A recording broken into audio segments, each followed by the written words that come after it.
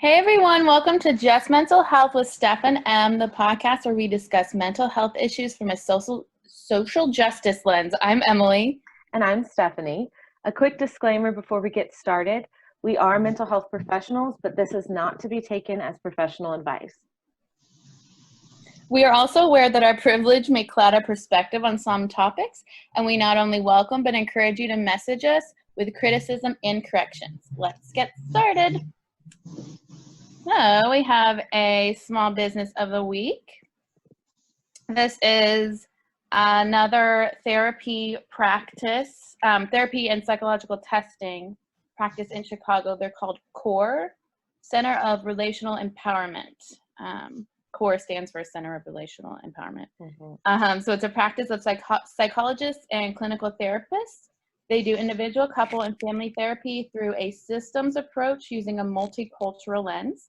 They also provide psychological testing and mediation. They have two locations. One is on Michigan Avenue in Chicago, and one is in Evanston. Currently offering telehealth services. Looks like you can schedule an appointment online, and looks like they are available Monday through Saturday. So definitely, oh yes, and their Instagram is, you can find them, their website, core-chicago.com, or follow them on Instagram at core_psych. So definitely reach out to them if you are in need of any of those services. And we have a guest today. Do you want to introduce our guest, Stephanie? Yeah, sure. With us today is a friend of ours, Greg. Thanks for being here. Thanks for having me. You're welcome. He works in healthcare, and he also lives in Louisville. Emily and I have both lived in Louisville. I grew up in Louisville, Kentucky. Emily lived there for a few years and has since, of course, moved to Chicago. But Craig is still in Louisville, so that kind of brings us, sort of to our topic today. We were going to talk about kind of how politics and mental health coincide and impact each other, particularly with the Black Lives Matter movement and the Breonna Taylor protests that have been happening in Louisville most of the year. And so, Greg, with you living there, and you actually also live in downtown Louisville where most of them were happening, I'm sure you've experienced and seen some of that firsthand. Can you tell us what that's been like for you? It was actually pretty rough, especially that first night. I think in the springtime is when you first saw the riots and everything going around. And like I said, I could just pull out the window and just see like the crowds of people in the street. And where I live, like I'm facing Broadway, so that's pretty much where most of the action was. And I've seen a few windows get busted open and things, and parts with me were a little afraid because like I live in a small studio apartment, so it wasn't like I had a room to go to in case. But at least I'm up in the 5th floor, so nobody could throw anything at my window. So that was comforting, but it was a very eye-opening experience, especially turning on the news and just to see my building and see people walk through my building. So I had like an angle from on the television screen, seeing the same thing out on the window, and it's something that I'll tell you, it's definitely something I'll never forget. When you hear about protests, I heard about, my grandparents talking about protests, when Dr. King was assassinated and when Kennedy died, and through my lifetime, this is one of the things that I'm going to remember. I remember 9/11, even though I didn't see it, but this is something that I actually lived through and actually saw things firsthand, the aftermath. Wow, I couldn't imagine, like, seeing your building on the news, like having it be that close to where it's like literally right outside your window. That must have been really scary. Yeah, and the next morning was rough. Because you just see downtown just totally look different. I'm like, and some businesses never really recovered from it. there's a little mom and pop grocery store that next door to my building, and it just opened maybe like, I don't think it's even been open a year, but it got looted real bad, and they never opened back up. I'm like, with the riots and stuff, that grocery store never opened back up. So, and that was tough because like a lot of the elderly now no longer really have anywhere close by to do their grocery shopping. So it was pretty tough, Yeah. Yeah, absolutely. That must be, like she said, so weird to see. There's sort of a weird thing about this year with that, especially I think where protests are happening. And I've noticed in Louisville, not only do you have COVID and the lockdowns that's been affecting small business and the economy, but then the protests were too, and a lot of places were shutting down because of that. And so it really looks different. The city looks different in a lot of ways now. And this is definitely like one of those historical moments, like you said, that you're never going to forget. I mean, you were there watching it.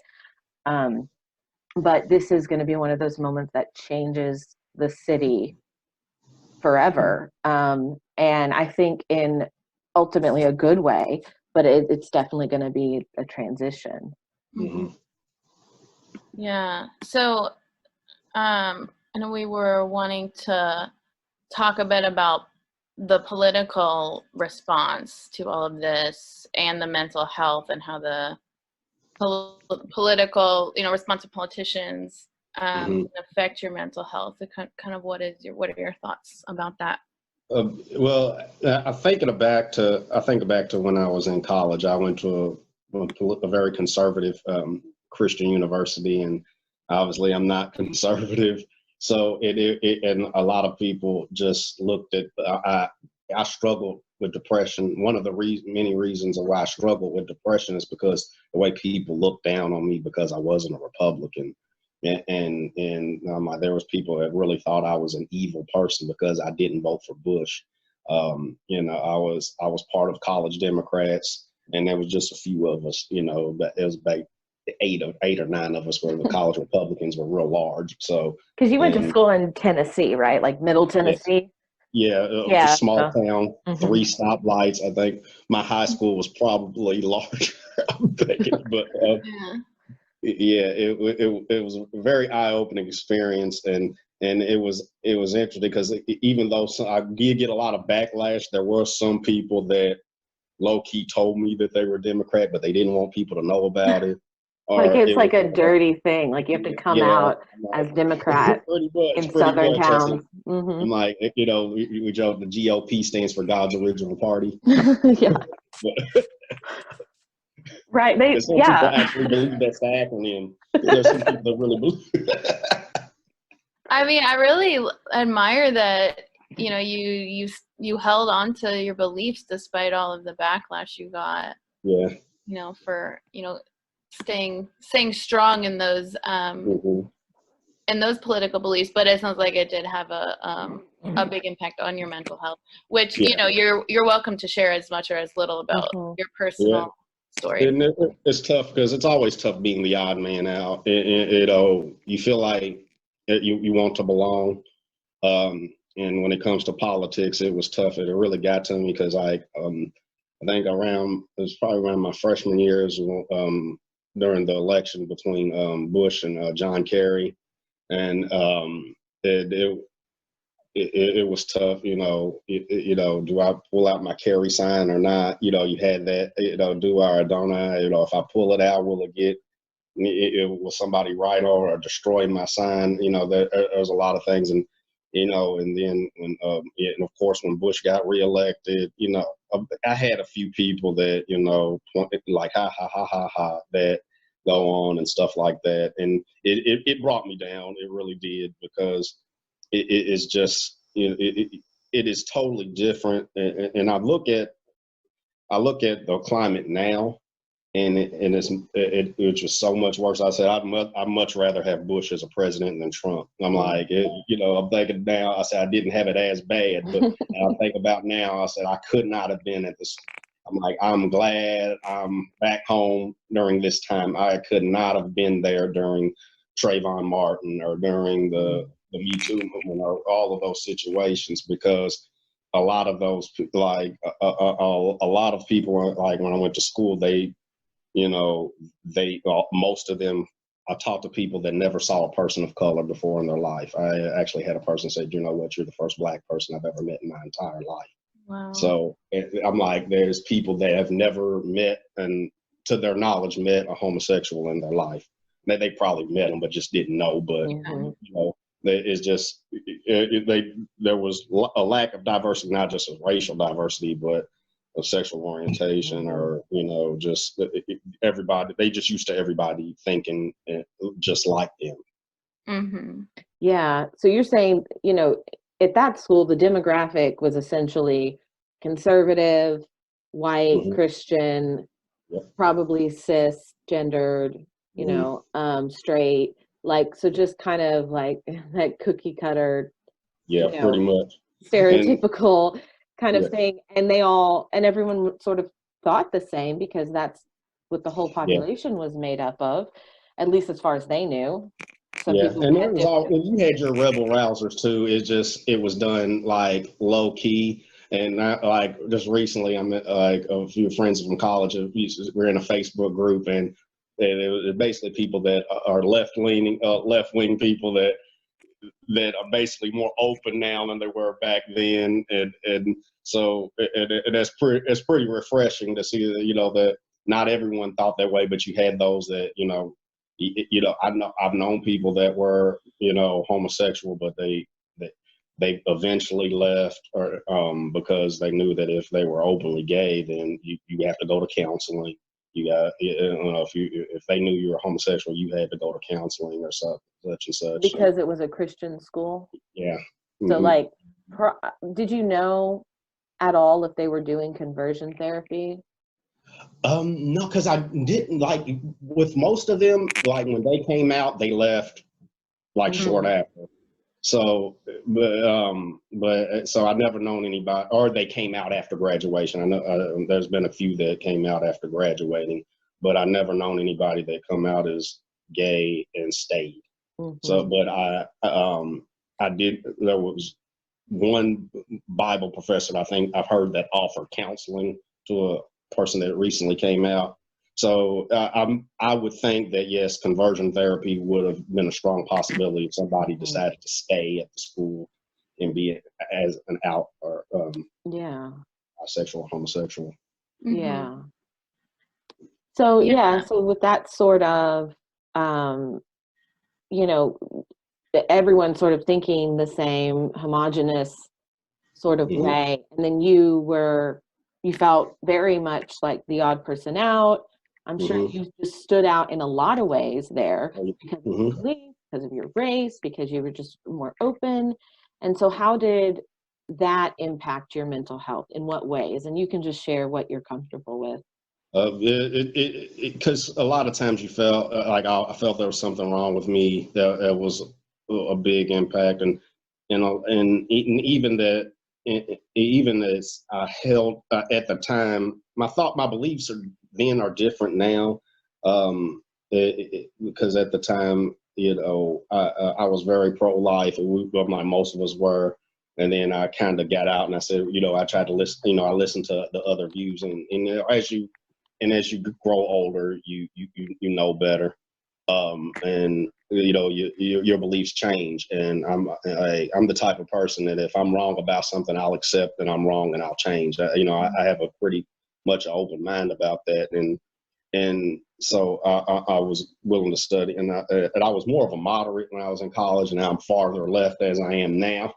But even as a moderate person, I was still like the rebel rouser, through the campus. But it really impacted my mental health, because you think it's something, and people, then they never see it. Now, nobody's ever told me I was going to hell, but people kind of give hints that, if you vote this way, you're lost, or whatnot, and there's people that say that, you can't be immoral. If you're not part of the Republican Party, that you cannot be moral. And like they have those strong, and they can have a serious impact on my mental health. And there's, in college, I didn't have access to a counselor or anything like that. I didn't have a therapist. There really wasn't access to therapy. And if there was, it was going to be religious based. They'll quote scripture, and you got to read your Bible. This is what the Bible says, and that's pretty much all the counseling you're going to get. Therapy itself is kind of a progressive idea, and like you said, like the people that any mental health sort of ideas in that sort of environment or that type of community does tend to be kind of religious based, like, well, if you like trust God more or whatever. But yeah, I mean, a sense of like not having that sense of belongingness has a huge impact on someone's mental health, like being different and not having those differences respected, at the very least respected. I mean, God forbid, like embraced, and admired. Like I'm, now, hopefully now, living in Louisville, which is a more progressive place, your views and opinions are a bit more well received. So you moved to Louisville after. I came back. I'm born and raised here in Louisville, so I went to Tennessee, and got my degree, and then came back, and it was pretty refreshing to come back, just because as this is my hometown, and I love the city. I'm open to moving, but it has to be the right opportunity. But it was totally different. Like with Louisville, it's a small town, but it's a big city, especially compared to Henderson, Tennessee. It was, like when I was in college, like most of the student body was from small towns, and their idea of a date was going to Walmart. I'm like, and like when I first, like my first semester, that they were just excited about a new Walmart, and somebody asked me, and they asked me, do y'all have a Walmart in Louisville? Quite a few, actually. I'm not going to tell them we have at least 5, because they would never believe me. But I say, I just say, yes, we do have Walmart in Louisville. Now, I'm not going to talk. I'm not going to tell them about Target, because then they'll really blow them up. Yeah. Like Emily said, Louisville is a little bit more progressive for a southern city.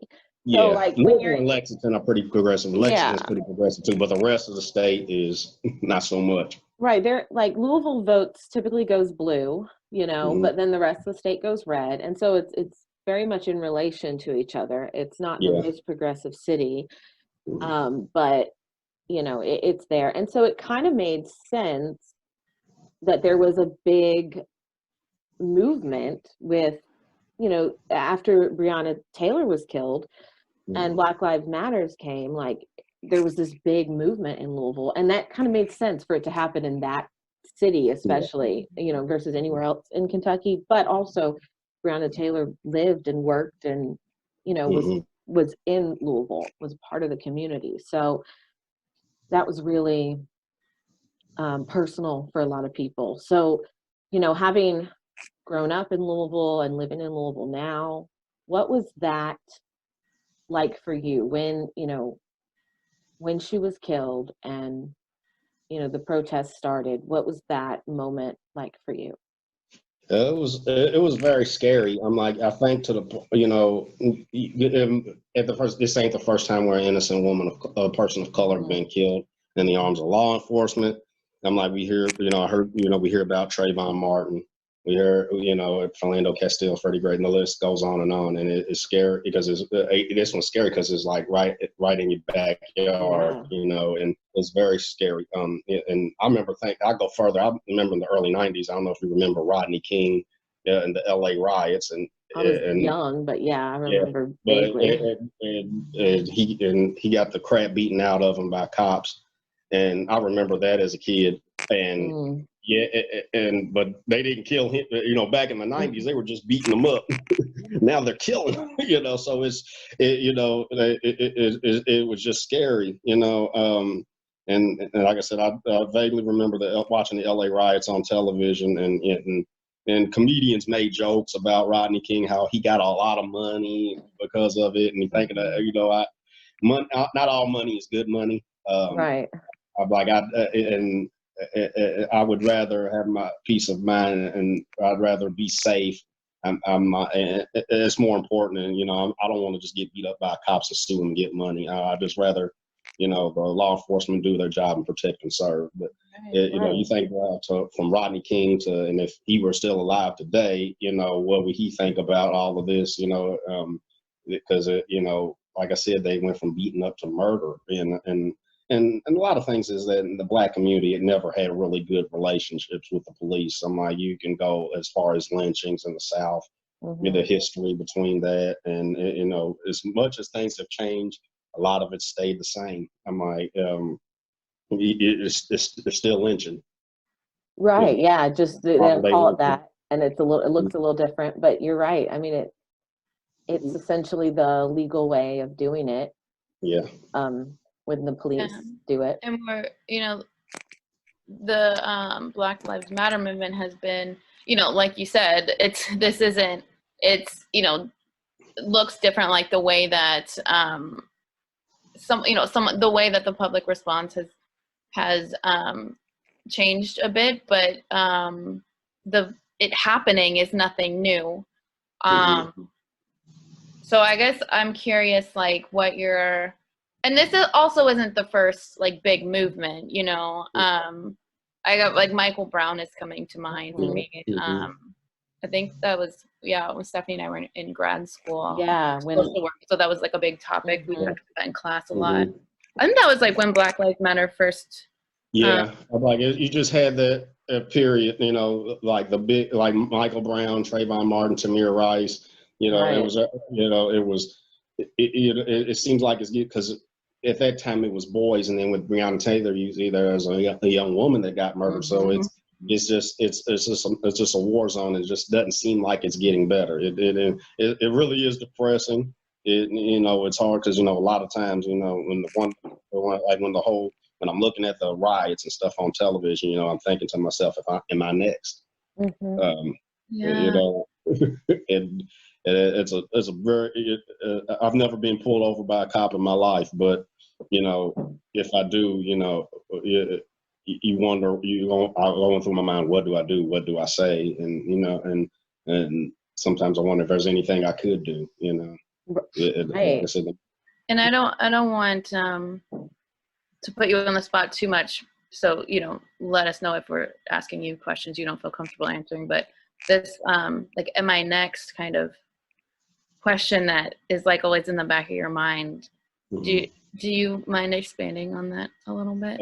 Well, a lot of times when a lot of my conservative friends, they'll say things like, you know, if you're not doing anything wrong, then you have nothing to worry about. That's what we hear a lot of times as far as right-wing conservatives.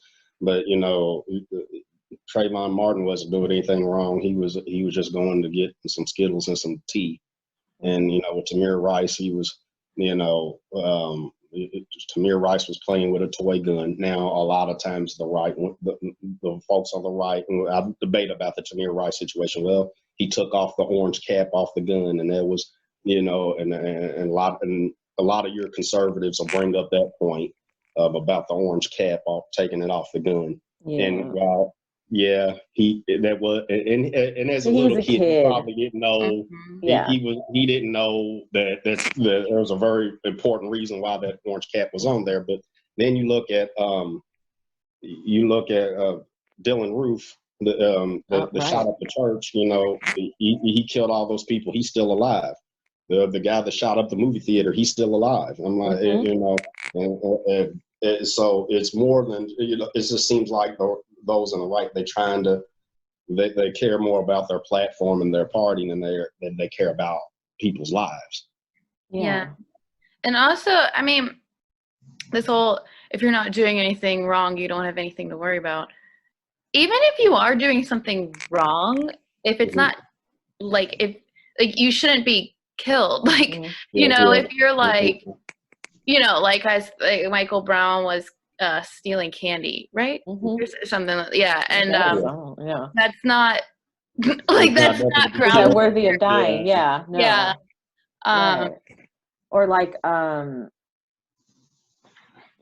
yeah, you know, a lot of people want to like go into with Breonna Taylor, they want to bring up all this stuff, go into her past, like that is some sort of, you know, the fact that she had been dating someone who was, you know, selling drugs, like as if that is some sort of justification. Yeah, that she was killed in her own home in the middle of the night. Like I don't care that she was doing that. Yeah. You should feel safe going to sleep at night, that the police are not going to come in and murder you.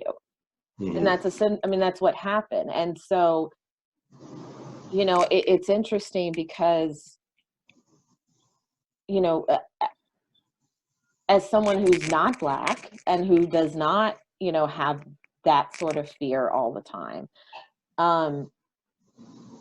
you know, it's never touched me personally, thankfully. I have never known anyone personally who has been, you know, killed by the cops or beat up by the cops or anything like that, even profiled.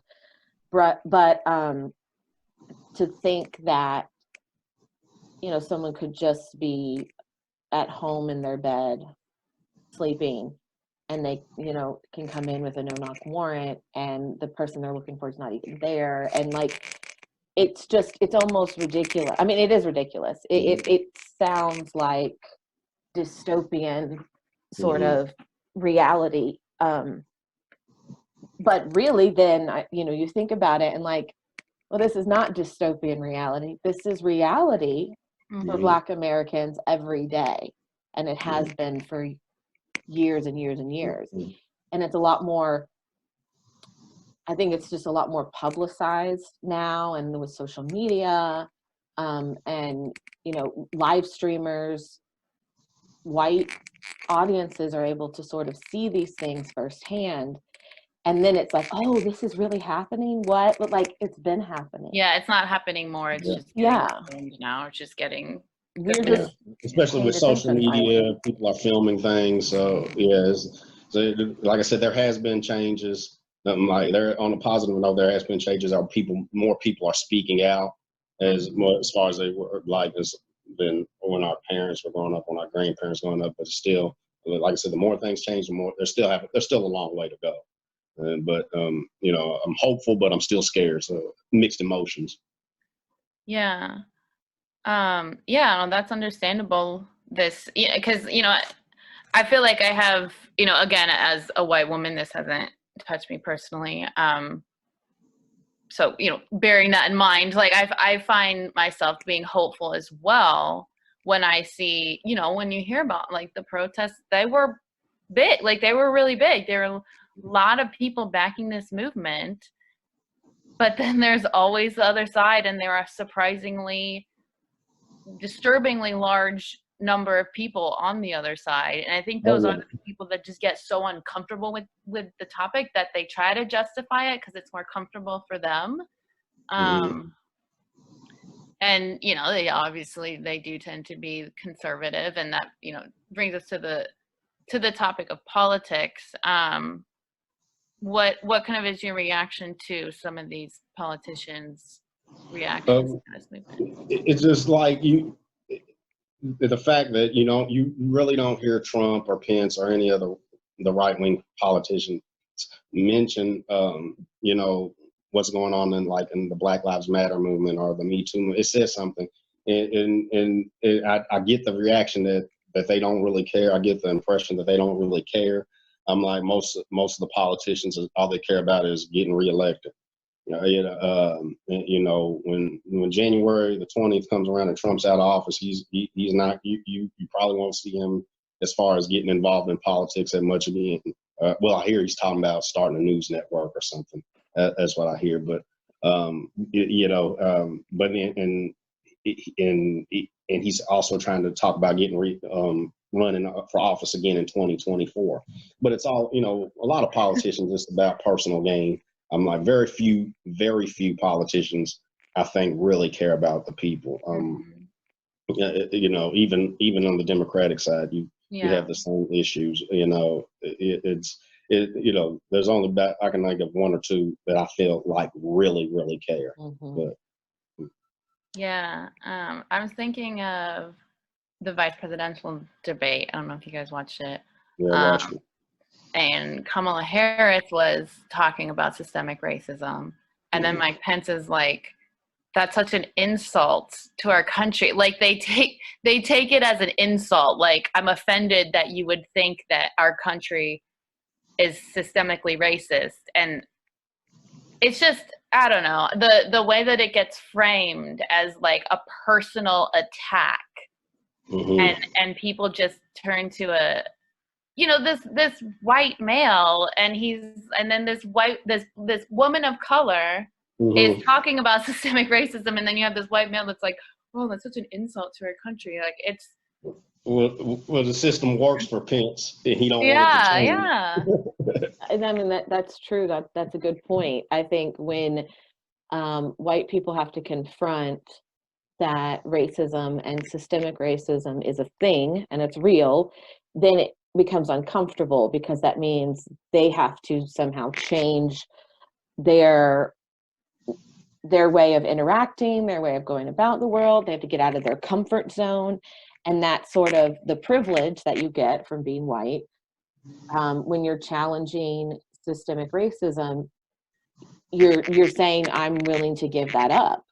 That it shouldn't be a thing. And that scares a lot of white people. And sort of like what Emily was saying, like, you know, you're taking these things personally. I feel like if somebody's talking about racism or their experience with it, and you're taking it personally and getting offended by them talking about their experience and what they've seen, you should think, why does that make me defensive? Why does that bother me? Is it because it might be true to me? Is it because I might be racist? You know, do you have to confront that?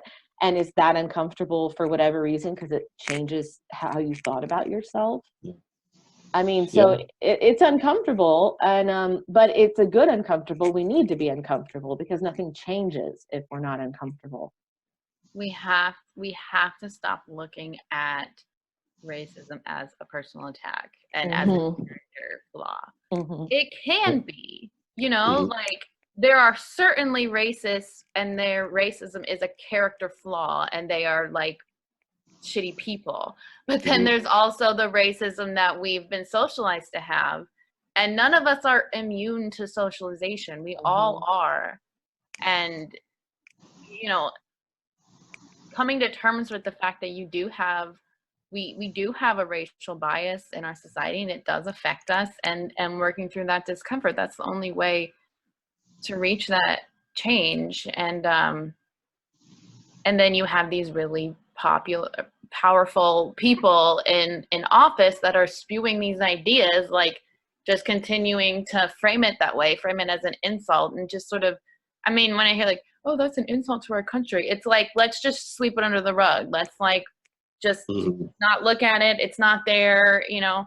And that appeals to white conservative voters, like that you're right, it's about getting elected. It gets them more votes, and it's really twisted.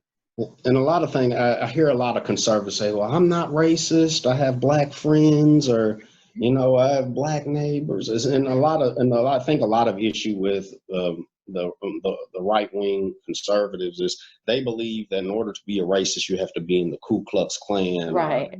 Neo-Nazis, and those are racist. I'm not like them. And it's like, it's not just them. There's different types of racism. It's not always that overt racism, the ones that say the N-word all day. It's not just them. I'm like, there's there's little things like if you're walking by and somebody clutches a purse, you know.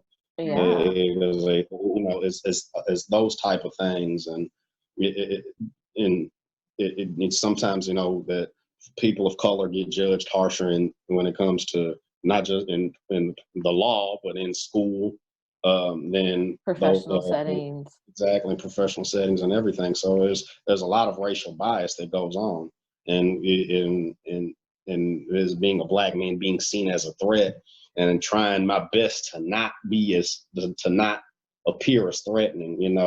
There's a lot of things that you got to pay attention to the clothes you wear. You don't want them to think you're a thug or whatever. Don't wear sweatpants unless you're going to the gym. Don't wear baseball caps. Don't wear any type of athletic clothing because you may be perceived as a thug or a criminal. So there's all of those things that, you got to go out of your way to try not to appear as threatening. Oh my God. Really exhausting. Yeah, I was just thinking how exhausting that would be. I remember we had met up for lunch, or we had met up for dinner like a few months ago, and haven't since because of COVID. But we had that conversation. You were telling me about that, and I thought, to me, when I was hearing that, I was like, he's like the least intimidating person ever. Like you're not, there's nothing about you that is scary or anything. You're very, very kind. You're very open. But then I was like, okay, wait, but I know him on a personal level, and to think that people are judging you just the first time they see you like that, is really sad because they're not getting to know you. Mm-hmm. Yeah. And I think that most of those people, like the people that will judge people of color more harshly, and people that will like clutch their bag if a black man is walking near them, you ask those people and they say, oh no, I'm not racist. It has nothing to do with their race. Mm-hmm. But and maybe they really do believe that, because it's like we said, that the way we define racism is like the obvious overt kind of racism, and there are so many different kinds of racism. And I think back to the political discussion, that is how a lot of politicians define it as well, and that's why they think that racism is not a problem. Even though that doesn't even make sense, because overt racism is also rampant. Yeah. Well, definitely. Because we've been seeing the Klan and Nazis just coming out of the woodwork, these past 4 years. So like, people want to think like, oh, that's not a thing anymore. Like, we don't have to worry about that. No, we do. They're here. They're voters. The Klan was out the Yum Center, like during the protest. They were out the Yum Center. There was a Klan rally in southern Indiana. There was like in Green Tree Mall in Clarksville, which is not too far from Louisville. And there was people passing out. There was Klan. They were putting them under the. They couldn't go inside the mall to pass out their flyers, but they put them on the windshield of the cars. The Ku Klux Klan rally, and it ain't just 50 years ago. It was like 2 or 3 years ago. So like the Klan is strong. I'm like, believe it or not, and it's very strong in Indiana. Mm-hmm. Yeah, it is. And so I don't want this to be too personal, but I'm just sort of curious from your perspective, with all of this going on, with all of the political environment and the protest and everything, and the Klan being out and very just vocal right now, what has it been like for you talking with friends and maybe hearing, I'm sure you have friends that agree, that voted for Trump, that are very pro-cop, they support, they back the blue or whatever, and how is that for you when they're your friends and you have that personal relationship with them? It's tough because I've had people say that I've had people accuse me of that I'm being overly dramatic or it's all in my head. I've had people that express those feelings, and there's people that they really believe that racism just doesn't exist. And that gets frustrating because, like I said, like you were saying earlier, they want to run away from the problem, and you see that a lot. And it's heartbreaking because and when I talk to a lot of conservatives, they believe that if it doesn't affect me, then it's not a problem. That's pretty much what it is. they're not going to help somebody unless it personally affects them. And not all conservatives think that way, but a lot of them that I encounter do think that way, unfortunately. Yeah, and I think, with the politicians of the Conservative Party definitely think that way. Yeah. And so since that becomes the representative, even if personally someone could be conservative and be very open-minded and caring, and it's not saying that conservative people are awful or don't care about other people or anything. It's just their way of looking at things is a little bit different, and the party as a whole tends to ignore the systemic part of what's going on in the United States. And so that makes it really hard for people maybe people who follow that, who are conservative, to believe when other people say, this is my experience, this is how I've experienced racism, this is how I've experienced sexism, this is how I've experienced ableism or anything. It's like, well, that didn't happen to me, so but you're not being affected by the system in that way, so of course it didn't happen to you. I think that's very true, that the systemic versus individual racism is the piece that's the most widely misunderstood.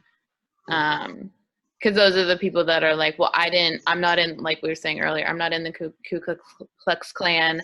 I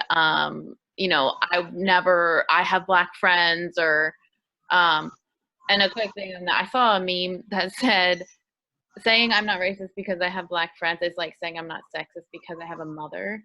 Yeah. We all have a mother, and even misogynists have mothers, and they're still misogynist. Yeah. But it is a systemic racism that is not like super obvious to a white person. It's hard to like it. I can see why it might be difficult to understand, but that doesn't mean you can just be like, that's too complicated, I don't want to put time and effort into understanding it, or that's too complicated, I don't understand it, therefore you telling me. That's a big thing. It's like people think that you have to understand it in order to believe it. Yeah, that exactly. But you don't have to understand it. You are a person of color, and you are telling me that this is your experience. I am not a person of color, therefore you're right and I'm wrong. Like, there's certain things that certain people just honestly don't get to have an opinion on, and we just like which we respect everyone's opinions. Like, this idea of respecting everyone's opinions makes people think they can have an opinion on anything. And you can't. I mean, and you can't say that their opinion is trash. I'm sorry, but some opinions are trash. No, I'm not sorry, actually. Like, so I love when people talk about, I've noticed this a lot on like Facebook, or people will say, like, so much for the tolerant left, or I thought the left was supposed to be tolerant. And like, as a sort of like, anytime someone from the left speaks out about anything or says anything about anyone that's just not nice, they're like, oh, I thought the left was supposed to be tolerant. And I'm like, who said that? I don't, who said that we're being tolerant? I'm not tolerant. I'm not. I think if you're being racist, sexist, a bigot in any way, if you just outright don't believe in science, like, I'm not tolerant of that. I'll say that. Sorry, I respect your right to have whatever opinion you want, but I don't have to respect the opinion, and I don't have to like it, and I don't have to tolerate it, especially from politicians in power. If I think they're wrong, they're wrong. And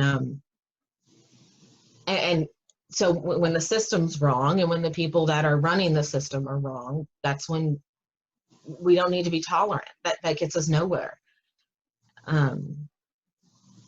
It's a nothing word, really. I mean, what does that even mean? How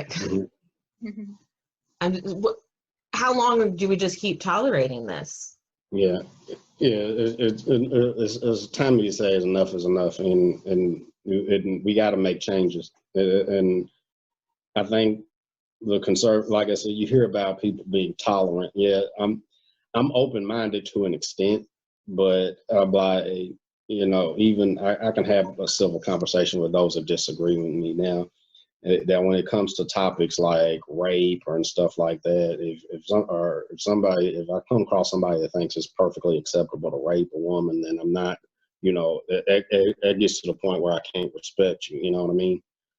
So there's certain issues where it's there. I'm not going to be able to respect your opinion on certain issues, but for the most part, I may disagree, but we hear this agree to disagree. We hear this a lot, agree to disagree.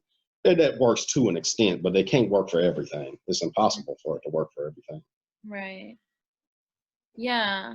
And I'm wanting to see if we could add a little more about the mental health aspects to this this conversation.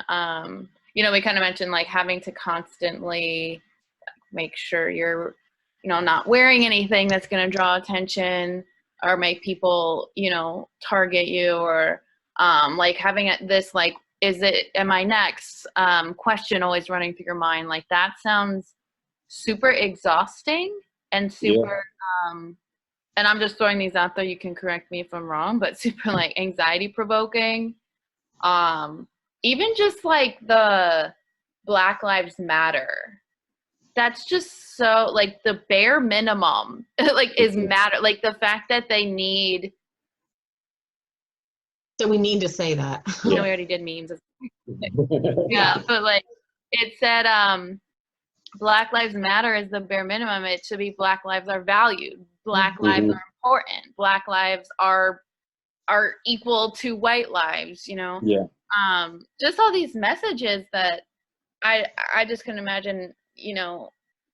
Especially if someone already has a clinical mental health issue, and then like receiving all these messages on top of that. And again, I know I'm not asking some like personal stuff, but I'm just curious what your thoughts are on all that. Yeah, you're right. It does get exhausting because like I said, just to constantly worry about possibly being a threat. And it's tough because like trying to go to therapy and stuff like that, there are resources. There are more resources now than there, and I'm thankful for that than there were 10 or 15 years ago. Like when I said earlier, in college, there just wasn't really access to therapists or mental health counselors. It just wasn't there. But as of now, I see it. I feel like I need a therapist for different things because I have a lot of issues going on, and because some therapists concentrate on this certain issues, whether it's relationships or whether it's racism, and so it's tough. And sometimes I feel like I need 3 or 4 different therapists because, like I said, some are strong on this point and not on others. Yeah. Yeah, I as a therapist, I can agree with that because you do kind of focus on one particular thing, but when you work with a client, not only do you work with every part of them, but you work with every system they're involved in. And so that can be difficult because if there's a lot of different systems influencing that person's mental health at that time, on top of just the mental health disorder or illness that they might have, where do you start? Like, what do you focus on? I mean, I think that's when like client-centered approach becomes really important, where you let the client decide where to start. But because it's their life, they know best about their life. But yeah, it can sort of feel overwhelming as a therapist, and I can only imagine how overwhelming that would be as the client.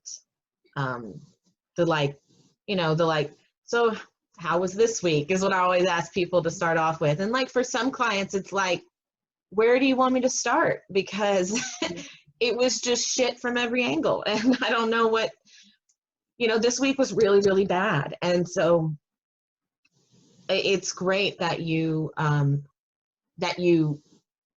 getting, mental health help. It's great. You're very vocal about it too, which is awesome. And I think that sets a huge example. I mean, another thing that I've noticed you be vocal about on your Facebook page is mental health for men and mental health for Black men. Mm-hmm. And I mean, you're setting a great example in that way of being open and talking about it and coming here and talking to us about it. I mean, geez, you're giving us your time and you're telling us about your personal experiences, and we really appreciate that.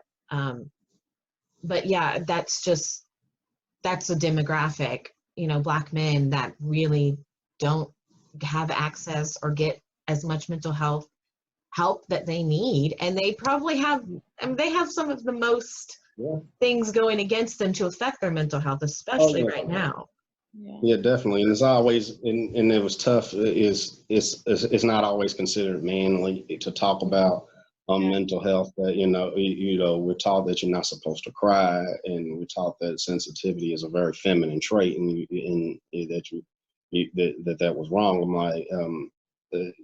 Like a lot of them, like I never really had positive male role models in my life, to be honest. I'm like, I struggle in that aspect. Is like I had men in my life, but they weren't necessarily the best examples. Yeah. And so I did not have anybody to model my life after, and that's that took a toll on me. So, and even my father telling me, you're not supposed to cry, don't show any emotion unless angry. It was okay to be angry, but that was about we're taught that's the only emotion that you were allowed to have. But, and it is, and sometimes, and it's rough because to try to hide your emotions. And, we were always taught that, if anybody asks you how you're doing, you're supposed to say, I'm doing fine, no matter what. And it's rude to say anything otherwise. And I remember, I'm sorry. No, good. Sorry. And if I said I remember as a teenager, if I said anything other than I'm doing fine, it was always I'm being ungrateful. You ought to thank God that He gave you another day. It's always that.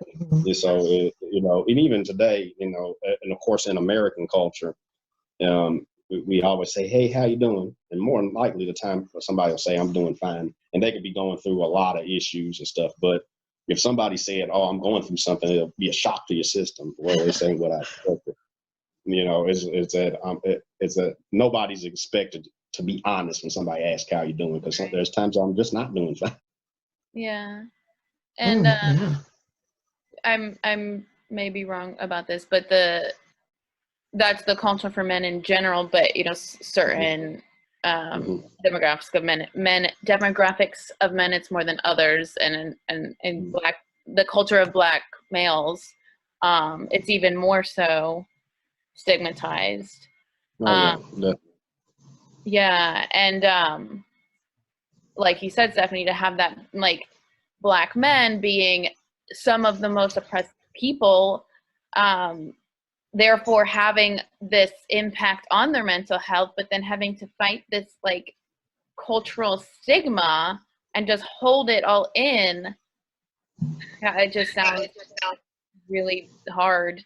And there's also a lack of Black therapists. That's another issue. Black male therapists? So Black male therapists, yeah.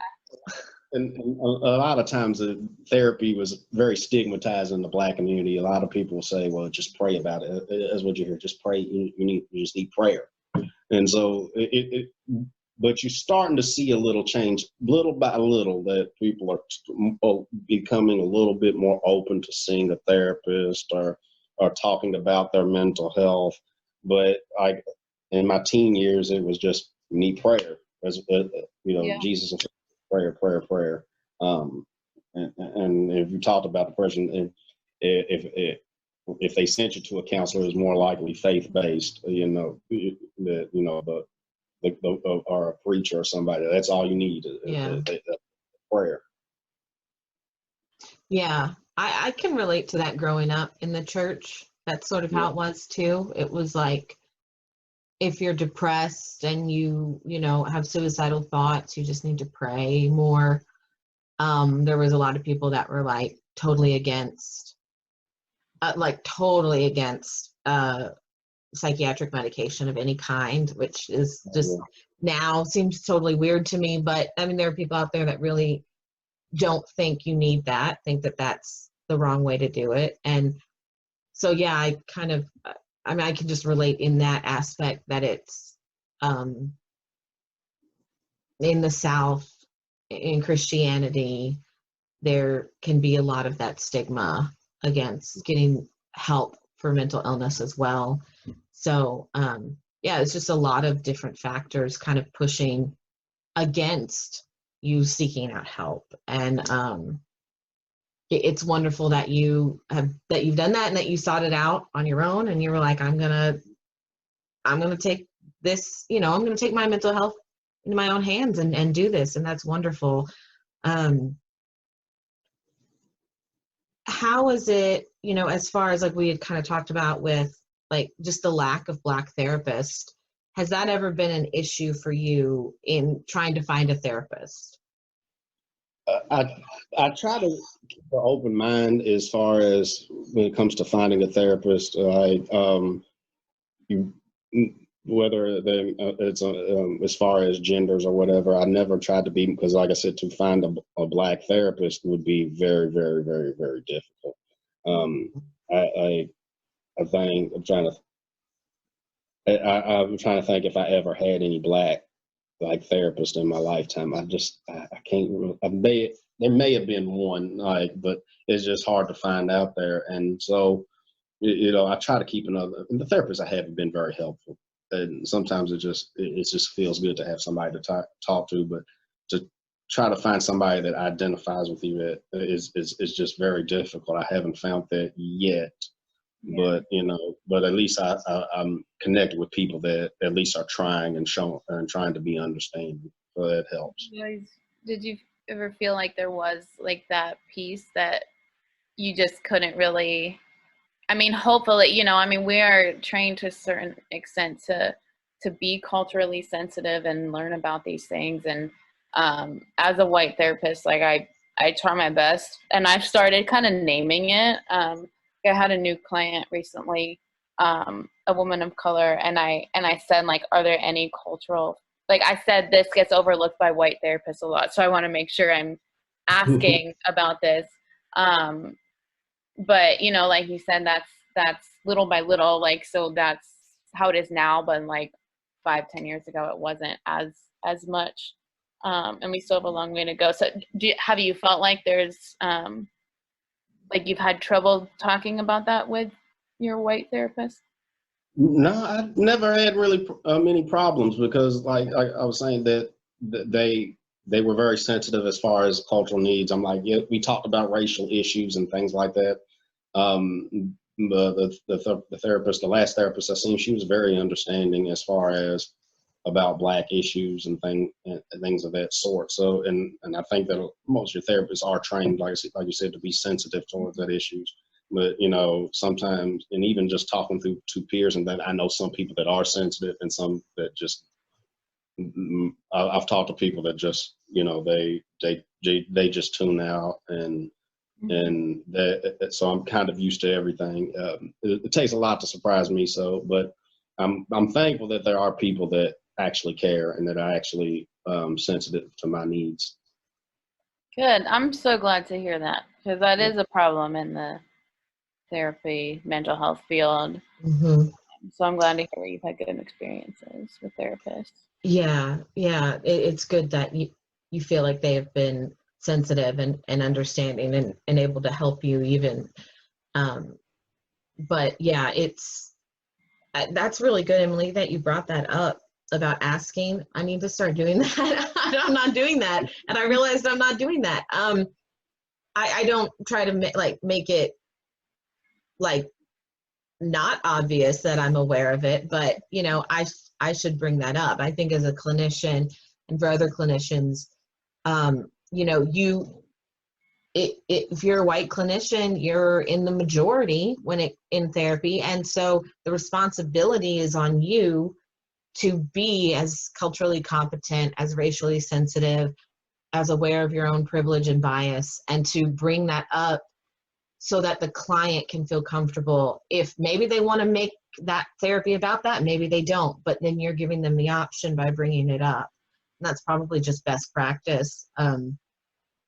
Of like, you know, I can't relate to you in every way, and you're never going to get a therapist that can relate to you in every way, but I'm sure it would be nice to have a therapist that looks more like you. And when you were talking about finding a therapist like that, I've never had that issue, and I couldn't imagine what it would be like if I couldn't find a therapist that could see from my perspective. I always look for female therapists, you know, because I just prefer that, because I want them to understand what it's like to be a woman. So, but thankfully that's easy to do. Oh, what? Sorry, I didn't say that. It's easy to find a female therapist. Oh yeah, it's super easy, which is a good thing for women. But you know, yeah, it can make it kind of difficult for men if they prefer a male therapist. That's definitely harder to do, let alone a male therapist of color. So. Yeah, and they've asked me for that. Like, I remember times like seeking therapists, do you care about the gender? Do you care about race? If I ask for a black therapist, I'm not going to, it'll be, I'll be waiting 6-7 months. Yeah. So it's like, you know, you get to the point, say, hey, you know, I need help when I can get it, you know. I don't have time to be that picky. Luckily, here in Chicago, as a result of this year's Black Lives Matter movement, they've come out with a directory specifically for therapists of color.